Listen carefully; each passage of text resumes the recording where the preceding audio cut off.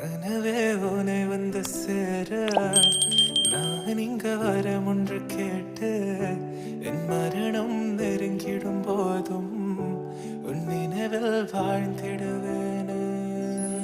Good morning guys. അങ്ങനെ രാവിലെ താഴെ വന്നിട്ട് കുളിച്ച് റെഡിയായി പിന്നെ ചായ കുടിച്ച് ഗൈസ്. അങ്ങനെ എക്സാം എഴുതാൻ പോകും. അങ്ങനെ തിരിച്ചു വന്നിട്ടാണ് കേട്ടോ ഗൈസ്.